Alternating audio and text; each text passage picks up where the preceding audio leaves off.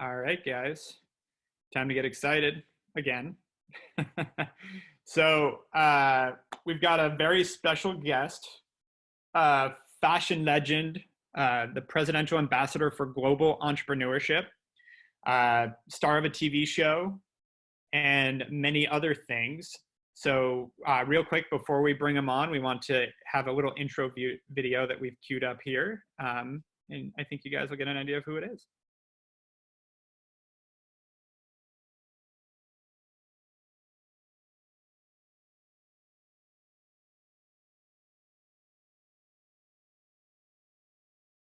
No sound, you might be muted.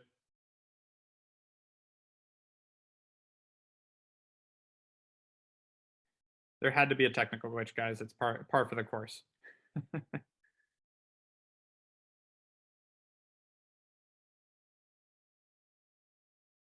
Mute. Film audio.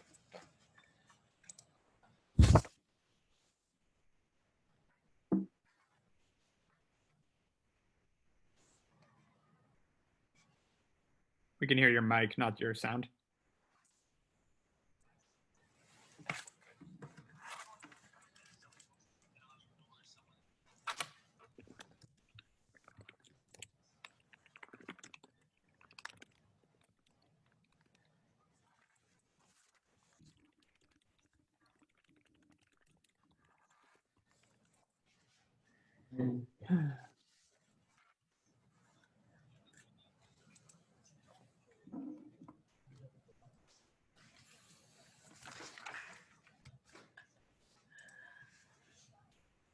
Well, I think you guys know who's coming on stage in just a second.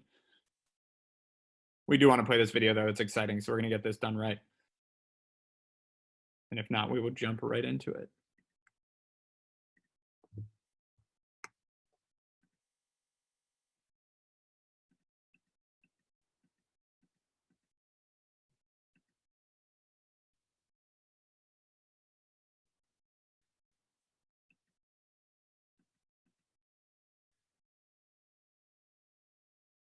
Still not getting it.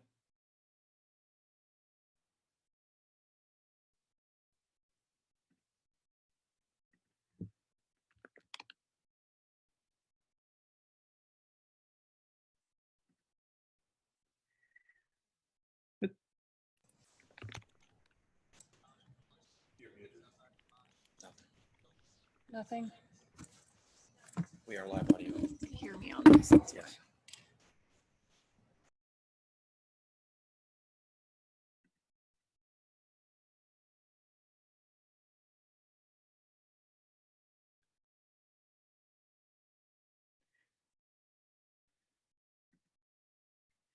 All right, we're going to move in.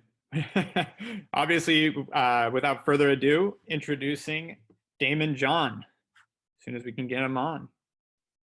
And apologies for the broken video.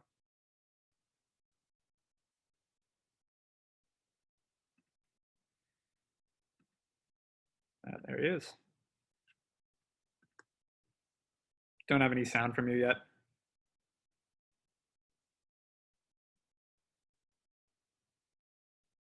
Can't hear you.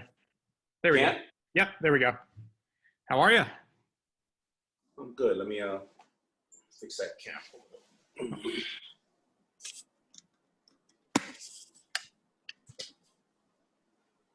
This should be it, right? Yep, we're good to go.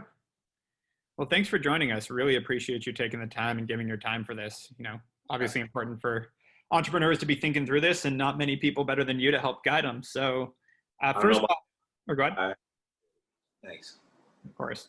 And so to start, you know, would love a little bit more of your background. I know it obviously, but would love you to give everyone just a little bit more before being a shark, what kind of things you were doing. Obviously know about Fubu, but would love a little bit more of your story. Yeah, so, you know, just growing up in a lower middle class area, Hollis, Queens, you know, being raised by, my father left when I was 10, and being raised by a single mother, and I was dyslexic. I never went to college, and I actually got left back in school. It was pretty challenging, but, you know, at the time when I was growing up, like most of the cities in America, across the world, around 86, crack really started to devastate the neighborhood. And at that time, we didn't see heroes, or we didn't see people of color that really were doing things that we felt we could do personally, because many of them were music artists or athletes. And it wasn't that they didn't exist, but the real heroes, just as the people here, they were getting up and going to work at 6 o'clock in the morning. They were coming home late at night. And whenever they had a chance, they were furthering their education. We didn't see them hanging out in the neighborhood. All we would see was the drug dealers driving by. So a lot of us emulated or wanted to become a drug dealer because we just thought that was the only escape from the hood. And on TV, we didn't see anybody who was of color, who was doing well. I mean, the only entrepreneur at that time on TV we saw was Fred G. Sanford, the Jumpman. It didn't look like he was doing that well. So there was really nothing to aspire to. However, where I grew up in Hollis, Queens, they say there must be something in the water because so many music artists came out of Hollis, Queens. LL Cool J, Salt and Pepper, Run DMC, Ja Rule, 50 Cent. I mean, Tribe Called Quest, Lost Boys, a lot of them. We started to see these kids who were also becoming very wealthy, but they weren't selling drugs. They weren't in danger. They weren't going to jail. They were getting people excited about the music they were doing. They were traveling the world and they were making money. They were doing something they loved. And I decided at that time that was my escape, but I couldn't rap, I couldn't sing, I couldn't dance. So I started opening up small businesses. I started doing like a livery service where it would be really called Uber today. But I noticed that I was working like 20 hours a day, and I was grossing about $300 a day, but I was netting about $20 a day after paying for tickets and gas, and I had a beat up band and everything else like that. After 2 years, I got really burnt out about that. I also opened up a crash car business. I would buy crash cars for $5,000, put $5,000 in and sell them for $15,000. I had it all worked out. In 2 years, I'd be a millionaire because I'd keep, compounding the sales of the car. Well, in 2 months, I was broke because I was doing it for money and I did not like working with my hands. And the only way that you would get the right parts for a crash car at $5,000 is to deal with very shady people. You weren't going to the Ford dealership. I didn't like doing that.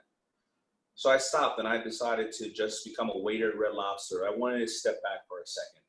And when I really took inventory of everything I've done, it was all the things I did for money. I was miserable for it, or if I made any kind of money, I'd spend it right away because that was the end goal. And I didn't know my why. Yep. Why was I doing it? At that same time, all of a sudden, I realized that the biggest things that I loved in this world were music and fashion, and that most of the fashion designers out there were neglecting this audience called hip hop that was growing. And they didn't want people wearing their clothes, whether you're a hip hop artist, whether you're African American, whether you're an inner city kid, whatever it was.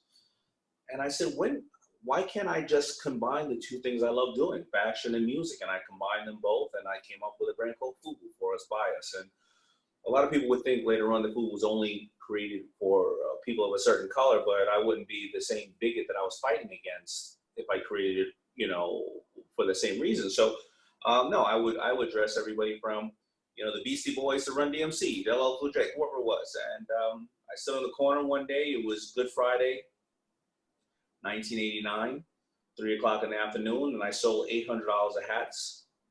And I remember saying to myself that one day, it was that one moment. And like every single one of us watching right now, our lives have, we made a split decision. It took 1 second, but it was a culmination of a bunch of action. It was that day and that minute that I said to myself, wait a minute, I made these hats with my own hands. It was my ability to sell them or not sell them or make the customer feel like there was value in it. And now I made $800 in 1 hour. I'm never going to work for anybody again for the rest of my life. And it was that moment that I said that. And it happened. I mean, I would fail and I would close Fubu 3 times from 89 to 92 because I'd run out of cash, but I'd only run out of $1,000. And I was able to restart the business because people would see me and say, hey, I've been looking for you ever since I bought that last shirt from you, and everybody loves the shirt. Where can I buy another one? The business kept calling me back instead of me calling the business back. Yep. I would finally get my deal with Samsung Textile Division through a guy named Bruce and Norman Weisfeld right around 1997, and they would manufacture and distribute my clothes, and then Fubu would become a global brand by 1999. That's my story, and then I would transition to everything else, from being an author to an angel investor to being somebody who unfortunately has to sit next to Kevin O'Leary for the last 11. Gotta love the persona. That's awesome. So, that incredible story. Honestly, when you said that moment hit, it definitely got chills as an entrepreneur. Like that moment where there, as you said, like it's a constant process to build what you built and to build something, but there are things you look back on that were like pivotal moments that stick with you. And I mean, you said that was 89. So, fast forward 21 years later, or 31 years later, excuse me. Yeah, my bad. But yeah, it's amazing that stuck with you. So to get into the next question, when this all hit and the country, announced it was shutting down, what did you talk to your team about? Did you have to make any eliminations? What did you have to change? Like, how did you manage this as a current entrepreneur? So I took a while off, and I didn't respond to my team, and I also didn't go onto social media and respond to other people because I always teach people, don't react, you must respond. And I didn't want to go onto social media and give people advice on how to cut their teams or not, and then my team sitting at home coming up with their own narrative on what was happening next to them, because this has happened to us in this country 47 different times since the Declaration of Independence was signed, whether it was World War I, II, or Kennedy, the assassination, or various different ways. So I knew that there was going to be a way that we were going to get out of it, but I needed to get all the information I could, and we still don't have all the information. So what I did was I took the time off from my staff, and I did not fire anybody. And then I got on a Zoom call or a WebEx call, I forgot which it was, whatever platform it was. I got on it with my staff about a week and a half into it, and I laid out to my staff what were the possibilities, what we were thinking of doing, what was my circumstance as an owner, and why I have invested in them in all these years, because I hired them because they were much smarter than me. And that as an entrepreneurial organization, which I teach to a lot of organizations, who in this room, meaning my staff, has the next idea and have been waiting to do something or have been seeing some traction in certain areas, and to step up and let's discuss it. And I gave them, of course, the time, a week to let's reconvene on this. But I did assure them that their jobs were not in jeopardy at the moment. I'm going to hold on as most bosses should, if you can. Now, I'm not in an industry such as nightclubs, gyms, or restaurants, which are affected in a different way that I am. But to sum up what I'm saying is, I didn't react. I responded. I took inventory of what I had, and we can get further into that.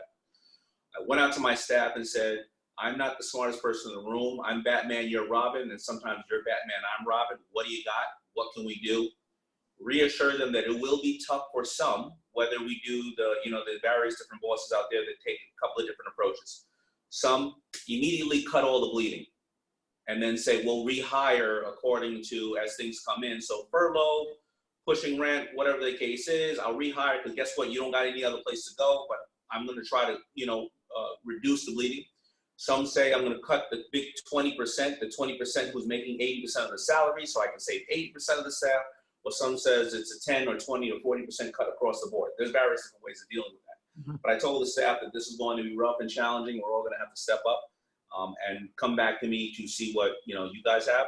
And then I also laid out the entire business to the staff. So a lot of times your staff, thinks that you walk on water, you have no issues or no challenges. But I had to lay out, listen, this thing has affected all of us. I have a 75-year-old mother, a 95-year-old, somebody else in my family. I have underlying issues, myself, my wife. So this is a health issue, number one. We all got to take care of ourselves. I want you to take care of yourselves. Some of the biggest investments in the portfolios I have, the long-term portfolios, are down 30, 40%, right? Business is down here, business is up here. And just laid it out for them and said, I want you guys to just think about these things and see where you see opportunities. Some of them really appreciated it. Somebody said, I didn't realize all those issues gave me way much more to think about than just myself, we just took it from there. And we've been doing fairly well. I've seen a lot of people really step up to the plate.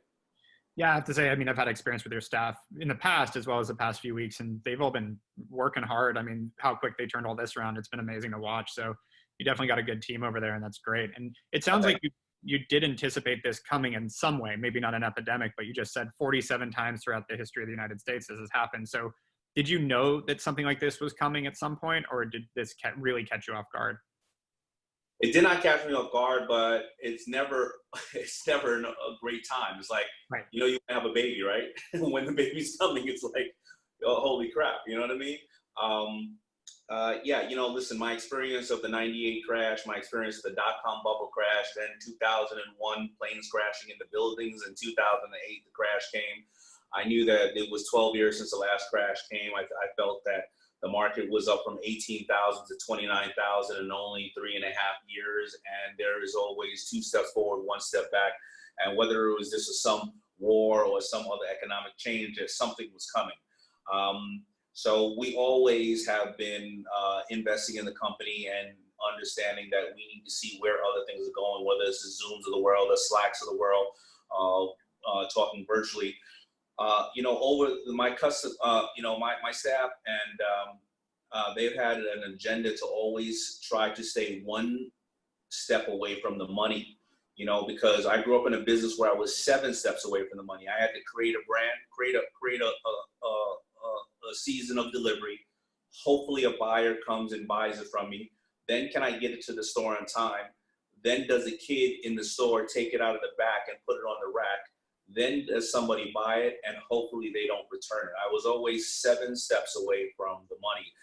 And due to technology and the way that social media is going today, I've told my staff always be 1 to 3 steps away from the money. Make a product and or deliver a service, sell it directly to the customer. Know who the customer is so you can follow up with the customer. Because we know there's only 3 ways to ever deal with the customer. There is acquire a new one, upsell a current one, or make one buy more frequently. Yep. Acquiring a new one is 21 times harder than upselling a current one or making them buy more frequently. So we always try to be anywhere from 1 to 3 steps away from the final goal. And I think that's really important right now. I mean, at the time when, you know, sort of shit hit the fan, you're talking about a ton of companies are trying to figure out where should they double down? How do they maintain this? How do they drive in revenue? Again, if they're not one of the highly affected industries like restaurants and gyms, how can we, what should we be focusing on here? And as you just said, your existing customers and really maintaining that relationship, it's dire right now. That's where the focus needs to be. And I also saw, speaking of being direct to consumer and liking that space, on Friday you invested in our buddies at Moves. So excited to see you partnering up with them too. And one other note that I think is really important to call out is your decision here to not lay anyone off, not to cut deep, as people put it. You know, there's tons of, you know, decks flying around from different big private equity firms, et cetera, saying, you know, cut everything you can right now. And then, as you said, hire back when you need it. And I'm going to give my business partner a little credit here. You know, we were talking about this and he said something that definitely resonated, which is like, we're going to be here for a long time. You know, the coronavirus epidemic is not going to be the end of our business, nor a lot of businesses.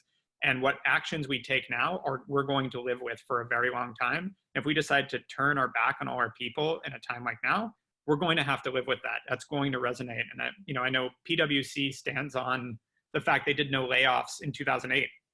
And I think they were the only big 4 that didn't. And that's been something that's helped them recruit and maintain over time. I think it's super important to really think about this, even though you want to be reactive, about you're going to live with these decisions. This is going to end. This is going to be another history, you know, piece of history, and then you're going to have to decide or look back on it. So yeah, just wanted to acknowledge you for that. So I'm curious, what are your top 3? Who are the top 3 people that are most inspiring to you, that give you the most inspiration? Oh, you know, it would be very hard to come up with that because, of course, I could come up with the names that we all know, the Bill Gates and the Warren Buffetts of the world. I think those people are well documented. You know, and it's well documented. My mother has given me inspiration. Very challenging to say who that would be. I would think that I'm inspired. I sit next to him often as Mark Cuban. He really inspires me. Don't let him know that. I hope he's not watching. I'm trying to think of the other 2 that would really, yeah, I don't know. There's top 3. I mean, there's just so many that inspire. I get inspired often by everyday entrepreneurs. I mean, the president of my company, Ted, or Champ that you've spoken to probably. It's very hard. Very hard. I get inspired. I find inspiration in a lot of different people. Well, and I think that's fair. I mean, that same deal. I get asked who my mentor is, and I'm like, I don't have a mentor. I have tons of people around me that teach me different things. It's great. And so I know a lot of your business comes from speaking. You do a ton of public speaking and, help spread the word and share your knowledge out there. With, what's gone on with this, how has it been pivoting to virtual and being on a conference like this? I know you've done a lot of great Instagram lives and things. How has that experience been? Well, it's been great, of course, because a lot of my business comes from speaking, but what usually happens when we speak is that, the businesses and or corporations love to further work with us. So the physical aspect of speaking, I do it more because I just love doing it.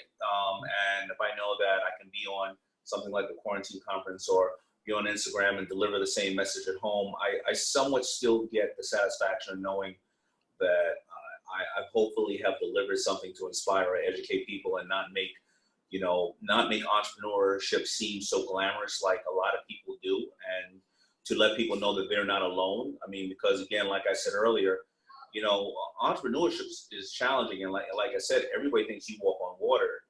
You have to listen to everybody else's problems, and you can't tell your problems to others, because if you do, then they may leave you. The employees, they may think, hey, business is over, because many of the people watching right now, they were always 1 month away from having to close shop, just like somebody's often 1 month away from a check, having to be homeless, right? It's a lot of financial stress at your home and everything else, and mental illness. We learned from Kate Spade and Anthony Bourdain is very big and challenging in the entrepreneurial world, but it's something that people don't want to talk about because everybody really wants to just put out their sizzle reel instead of their blooper reel. So the reason I speak often is to hopefully give people the comfort to let them know that we're all going through the same exact thing. So my business in that aspect has changed a little bit, but my other businesses have increased. My digital curriculums have increased vastly, because a lot of people say, well, I'm home, I'm going to educate myself, so I'm not at the mercy of my boss. The next time I go through this, I'm going to empower myself.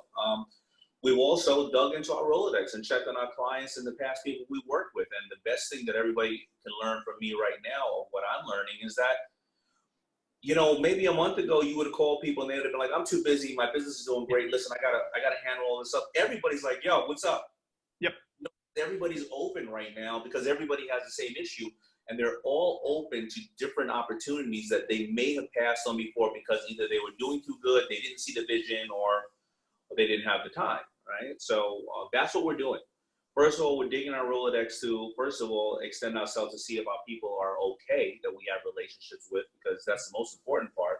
And after that, is there any value that I can add to you? And sometimes I can add value to them, and they say, but I got something for you. So, the Slack resources you've had of having a relationship with people 10, 20, 30 years, dig into those relationships right now, because you got to take, everybody here has to take inventory of themselves first. Before you go and think about the things we can change, whether this thing is over in 2 months or this thing is over in 6 months, or the way business will be done, what's the inventory you have right now?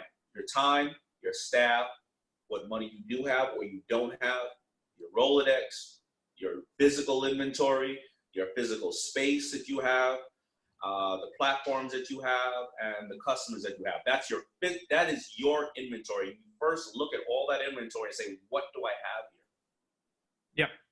And I think that's super important. Relationships are going to be what gets most people through this. It's been helping me a ton. I mean, frankly, having a relationship with your team is how we're here right now. So, taking inventory, and reached out to Maury on your team and was just talking about how things are going, and then said, hey, I'm doing this. Would this be an interesting thing? And this is how this all came together, literally in the past few weeks. So or you look at Maury, right? And Maury's a sales guy, and Maury now all of a sudden doesn't have products to sell to retailers or to even online retailers, because we may have had online retailers that are doing great, but maybe a product is not coming in from China, right? Or whatever the case is. So what did he do? Well, everybody here probably has gotten calls for face masks and gowns and everything else. Well, Maury has now said, what are my assets? Well, Daymond's a known manufacturer. There's a lot of, so he knows how to manufacture, he knows how to clear goods. There's a lot of pirates out there today that the states and the governments can't trust right now. So Daymond has a trustworthy factor too, because he's not going to screw you, because first of all, he doesn't necessarily have to work for a living. And second of all, you want to arrest him, you catch him Friday night at 8 o'clock on ABC and then send someone over there and lock his ass up. And also, and we know how to deliver and make goods. So that was our inventory.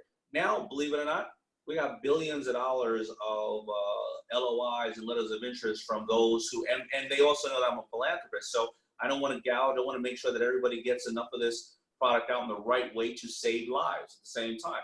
So Maury's turned into a logistics person for masks and gowns and things like that, and vetting people immediately. In 1 week, he moved from head of sales to now somebody different. That was taking inventory of who I was, my positioning, Maury's availability and ability to deliver goods, and our need to want to hopefully save as many lives as we can and get the right goods to our states and our cities, at reduced or affordable prices and not gouge people. So that's just a perfect example of things we're doing. But in that spare time, he sat with you and said, how can we empower people at the same time?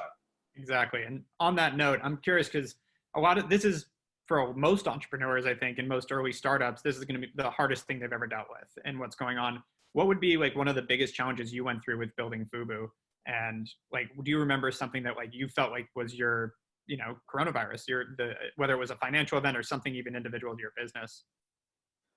Well, of course, it's always going to be that I didn't know what I didn't know, and I didn't have social media and all the things and all the tools out there. So, you can't start a business and be a great, social media person, warehouse person, manufacturer and distributor, salesperson, advertising, marketing, and shipping and legal at the same time, and trademarks. I didn't know what I didn't know, and I didn't know where the resources were to go to it. Also, I didn't have financial intelligence. A lot of people right now are going to try to solve their businesses, but they may not be thinking about the financial intelligence side. And there's so many books and so many products out there because you're going to need financial intelligence, whether it's today trying to restructure the company or tomorrow trying to balance the checkbook, or 40 years from now trying to find out what you're going to do to retire, how much you need to live off of. So I think it was financial intelligence and not having places or resources to go to know what I needed. And they were there. I mean, there were chambers of commerce and things of that nature in my name, but I just didn't know any better. And sometimes, or there was the bank, and I didn't realize the banker was somebody there to help you. I didn't know. I was too afraid or ignorant to reach out. But now, again, with the ability to go online and look at things, you can reach out and in the comfort of your own home and find out these things, as long as you're willing to keep educating yourself. Yep, couldn't agree more. And there's so much out there these days. And the importance of having your financial intelligence. Our finance team has saved our business because they're forecasting, they're looking at what's coming down the pike so that we can actually make decisions a little slower and more calculated than doing what some people are doing, which is just ripping everything out and hoping that it doesn't fall apart.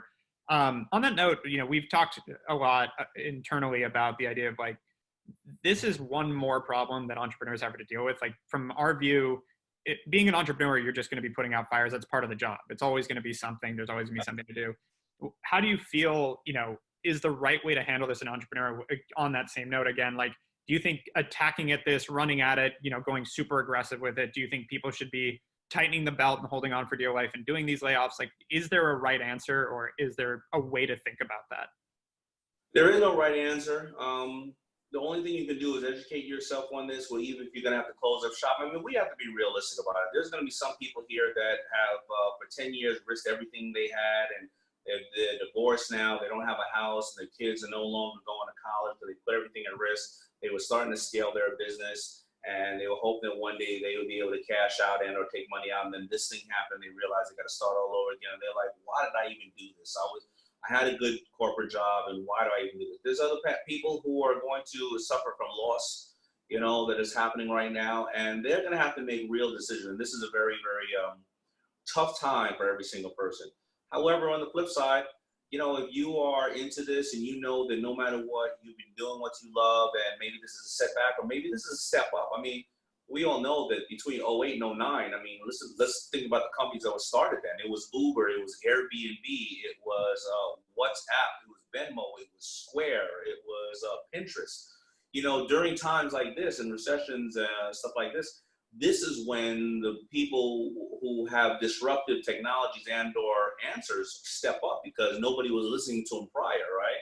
Yep. But again, this is going to be a very personal matter of what people are going to do. Some people are going to have restaurants where they have 5 or 6 or 10 of them. They have, 200,000 square feet. They're going to realize that virtual restaurants, they need all 12 of their restaurant or tasting profiles to be in one place, one main kitchen. They're going to, Uber Eats it out to everybody.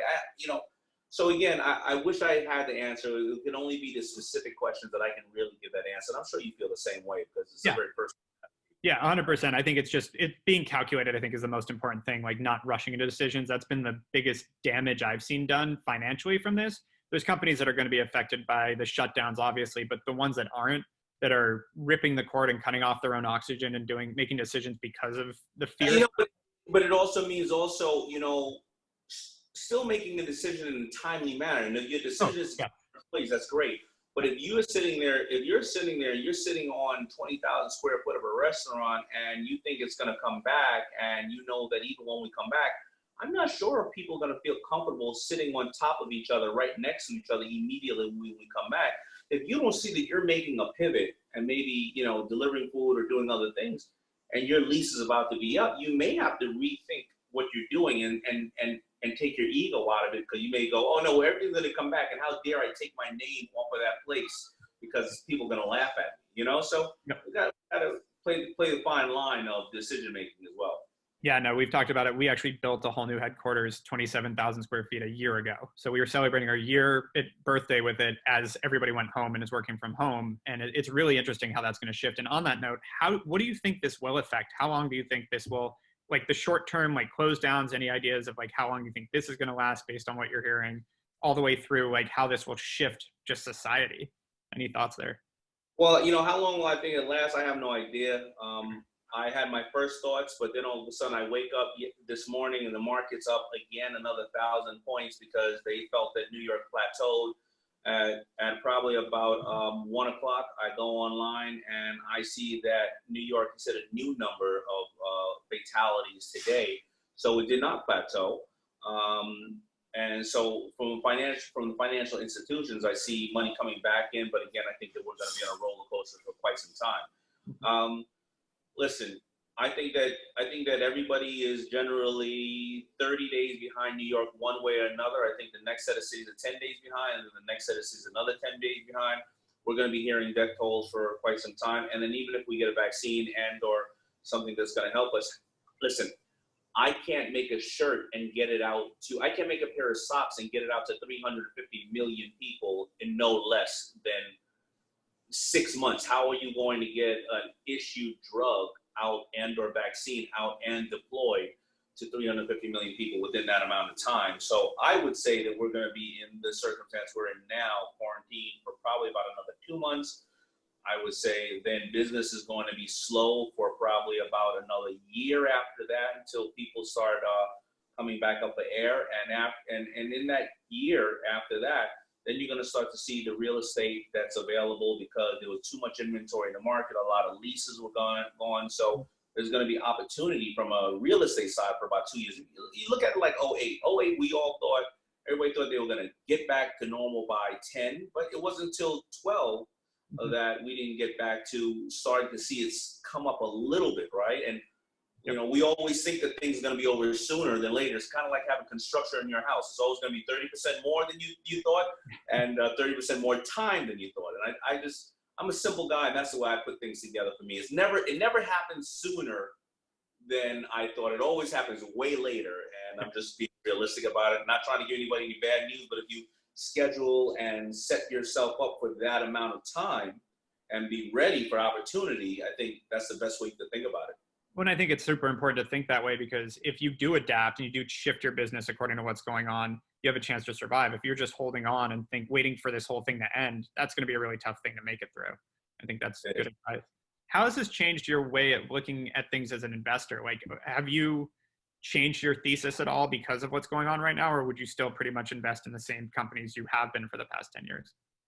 My long-term goals have not changed, and it really hasn't changed much. Maybe my short-term goals have changed due to, like I said, some of the manufacturing stuff that I'm popping back into that I had not been a manufacturer for several years. But my long-term goals haven't changed because my long-term goals have been exactly what I said as we opened. I always wanted customers that had some sense of, investments that had some sense of understanding social media and online digital conversion. I always wanted companies that were 1 to 3 steps away from the customer or the end goal of the money. I wanted people that were always much smarter than me.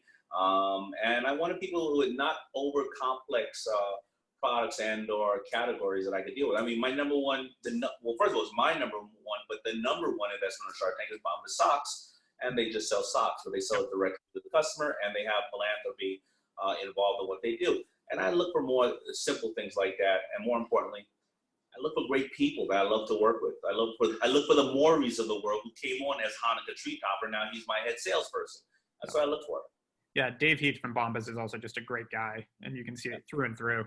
That's awesome. Well, I'm going to have one more question for you and then want to open it up to questions. So just making sure you guys know on Twitter, hashtag QCon, QCon. I'll be monitoring that for questions for Daymond. My last question is, what is one piece of advice you'd have for business owners out there right now? What's something that you think like you would like to share with them that you think can help them right now? Pretty much what I said initially. Now, I know that out of the 30 million businesses, 21 million of them are one man and one woman, owned operations. But the first thing is what I said about taking inventory of your staff and your assets right there and try to make a change, and try to tap into those things. Like I said, I tapped into my staff and said, who has great ideas, who has whatever the case. I tapped into my Rolodex. I tapped into my current inventory at hand. And if you're somebody who, I'll give you a couple examples, I know somebody with a gym, they realize that all their members can't come to the gym, obviously, but their members still want to work out. The world of Peloton has taught people that people don't mind working out from the home. So what did the gym owner do? He basically sent his equipment all to all the members and said, because you're a member, here's the equipment, and I'm going to give personal classes. I'm going to put myself on the Zooms of the world or the WebExes of the world, and I'm going to do 4 or 5 classes every single day with me and different trainers. We're not going to be in the same room. And he got to retain his customers, and his customers are always going to say, I remember you sent that spin bike over me. You sent those kettlebells over to me. He had enough equipment to do that, right? And he retained himself. So he looked into his inventory. What was his inventory? He had a bunch of trainers. He had a bunch of, obviously equipment. He had a bunch of people who were already paying him. Simultaneously, he worked out with a juice company to offer discounts of their home meals to deliver to the homes. And he also worked with a couple of stores that he knew weren't getting foot traffic anymore to sell workout equipment and or clothing or apparel at 50% off, because this was inventory they already had. And that he would probably get 5% of what they sell, and his customer, end of the day, got 50% off the inventory, and the store got to move goods at the same time. Yep. So that's, people like that, are thinking, and are you thinking, if you're a business owner, with any of these services, products, or brands that you have? Yeah, and on that note, we got a great question. What do you think are the most important qualities of a business leader, especially during a time of crisis? I think open line of communication with their customers and or their staff. I think the ability to understand what business are you in. Are you in the service business? Are you in the feel-good business? Are you selling a necessity? I think openness to allow their staff and or other people to give them ideas and things that they take small chances on, but take a lot of chances during this time, because you won't be scrutinized over taking chances. Yep. Again, financially looking at the numbers, listen, we may not want to let our staff go, but if your staff no longer has to go through the, have to travel, and you look at an average employee that spends about 12% of their gross income on traveling back and forth to work and eating out, you could ask everybody, do they want to take a 10 or 12%, cut at that time, because they're home now, right? And let everybody know that, and you take the same cut, or well, usually, business owner, we don't get paid at all until everybody gets paid. But just thinking like that and really looking at the numbers and seeing where you can cut back, and then knowing what is your cash to death. What is your cash to death? How long can you last like that? And then making some strategic decisions. Yep. No, makes complete sense. Collaborate. Well, like I said about that, yeah. Business owner, how can you go out and collaborate with others like we're doing right now? Absolutely. And with your own team. I mean, leveraging your team knows a lot about your business. Hopefully, if you're a good business owner, you're hiring, as you said, smarter people than yourself. A lot of them are going to have great ideas on how to get through this that are going to pop up. Absolutely. The name of this conference was not done by me. It was our marketing team. So next question is, being a successful entrepreneur and in the fashion industry, what are you doing to give back during this time? Are you making any masks, in your favorite, et cetera, in your favorite or factories to assist those with need in the medical industry? And are you donating to any COVID charity? What am I trying to do? I had already said it. I Yeah. don't know. I've never owned any factory. We always outsource them, and I've been licensing most of my stuff for, probably the last 15 years. So the factories that I used to work with they're no longer in, necessarily working. But I have been trying to get masks and protective gear to our first responders and clear them from customs. And basically, it's the wild, wild west right now. And we've all heard the stories, and people are price gouging, and it's hurting people. I'm just trying to give our states and our governments some kind of security that, listen, I may not be able to get the goods. I'm going to try to work on it, and I got 100 resources. But you're not going to be price gouged. You're not going to lose any money. And even if I find another reference, I'm going to try to get as much information over you so you can make the right buy in the right time to get it out to whoever. And I don't need to make a dollar if I'm going to try to refer people, whatever. Yeah. My fellow shark, Bethany, she has a real knack and a real talent. She's just hitting up billionaires and saying, I need $10 million. And she's getting goods and she's buying them at the price gouge because she wants to make sure she just gets it if they're good enough. And she's just giving it to everybody. And I'm trying to help her as well if I can to get the message out there. But we need to get more protective gear to the people who are on the front lines.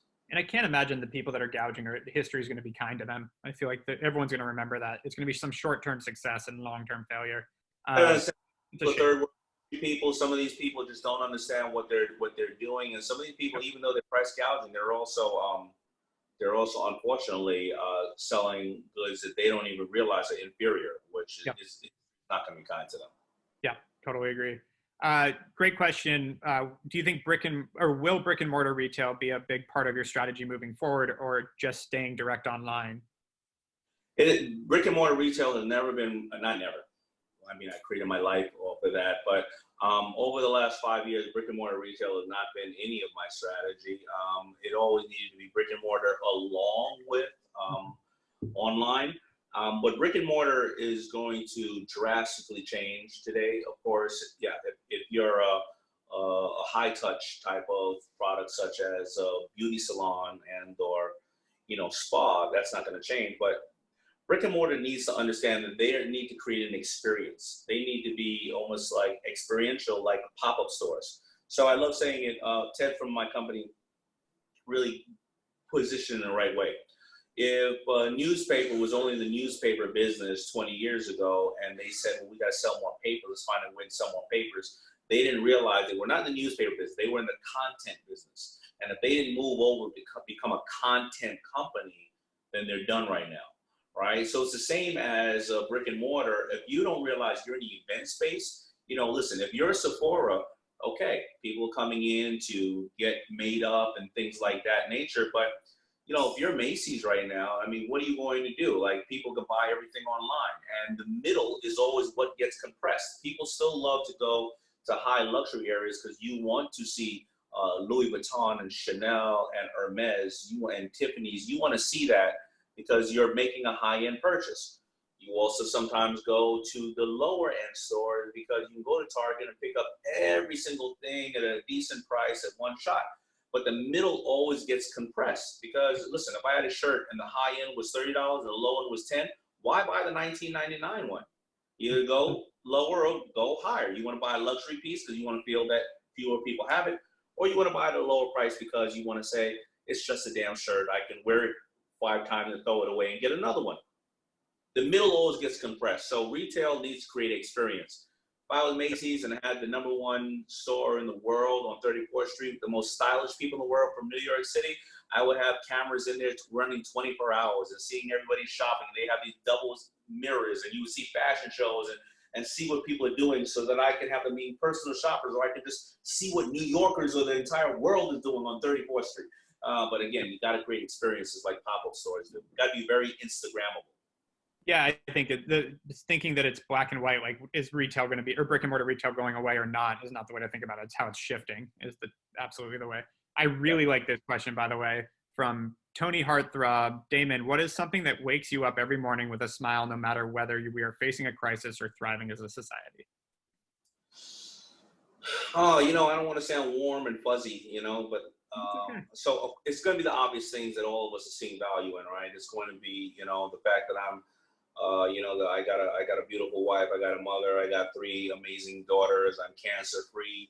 I'm one of the most, unfortunately, I'm one of the most well-known people of color or minority for business, and there's millions of people like me, but I'm one of the most well-known ones who had nothing to do with music or sports. And hopefully if people can see my dumb ass on Shark Tank and realize that I made it, that anybody else in the world can make it. So hopefully I'm an inspiration for everybody. But I think what's the other thing that every single one of us entrepreneurs think?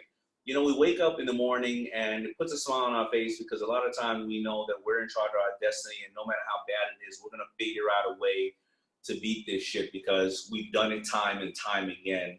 And we're just taking on the challenge every single day. And I can't say it's a smile, but it's more of a smirk. It's like, fuck it, I'm going to do it today. I think that's what happens for us. We're going to figure this goddamn thing out. You know what I mean? Exactly. We're built for this. This is what it's about.